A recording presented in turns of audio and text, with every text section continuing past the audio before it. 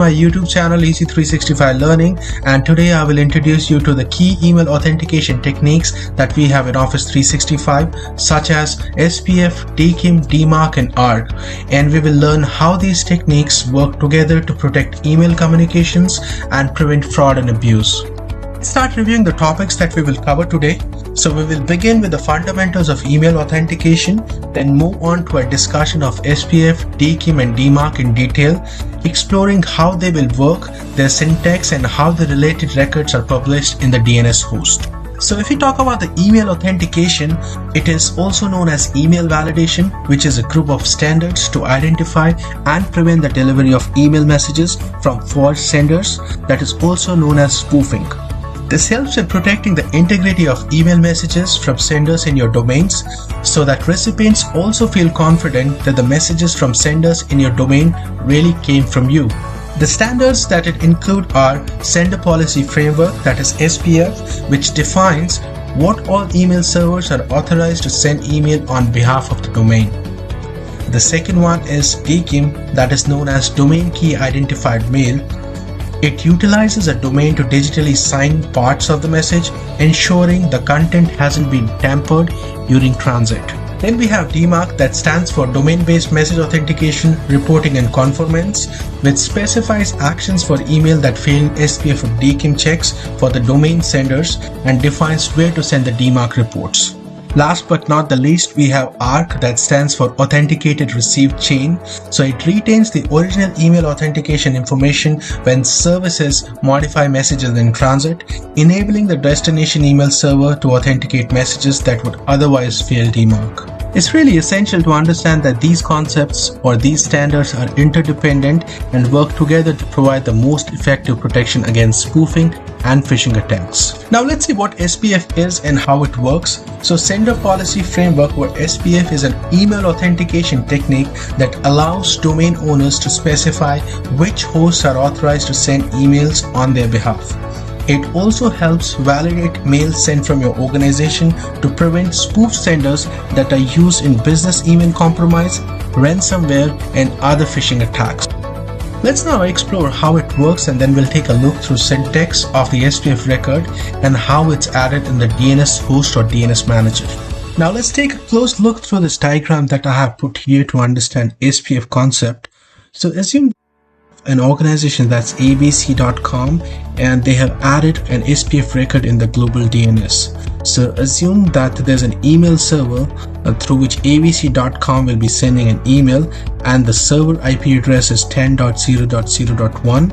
Now let's consider that we have two organizations, abc.com and xyz.com, and someone from abc.com, such as Sam at abc.com, wants to send an email to someone there in xyz.com, such as Chris at xyz.com.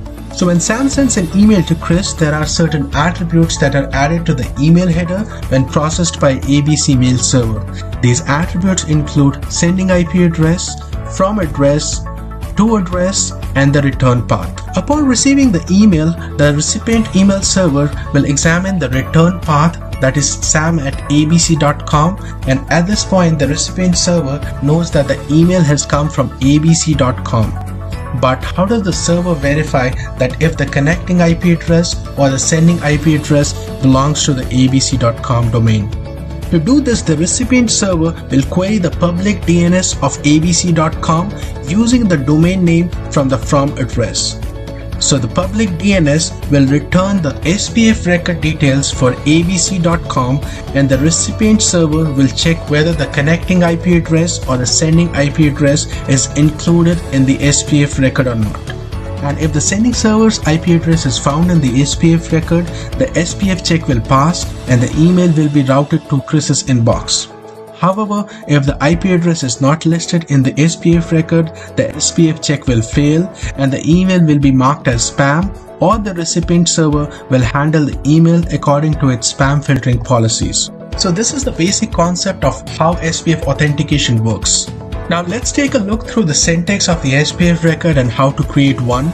So the basic syntax of the SPF TXT record for a custom domain in Microsoft 365 looks something like this.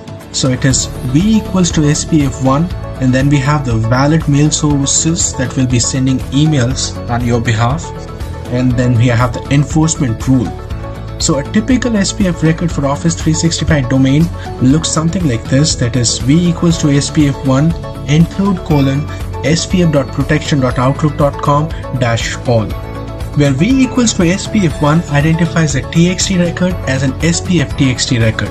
And the valid mail sources can be set of IP addresses for an application or a third-party email server, or domains that will be leveraged to send on behalf of your domain. And then we have the enforcement rule. So enforcement rule are of three types. The first one is -all, or we call it hard fail. So the hard fail indicates that there is only one specific server that is authorized to send emails, and its fully qualified domain name or IP address is included in the SPF record. And if the email is sent from any other server, it will be rejected. Then we have tilt all, or we call it soft fail. So it is used when the organization is not sure of how many email servers it has, and this means that the users can send emails from any server, and not all of those servers are listed in the SPF record.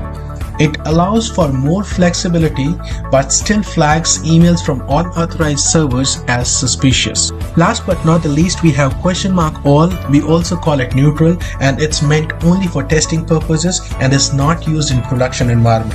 It also indicates that the SPF record. My YouTube channel Easy365 Learning, and today I will introduce you to the key email authentication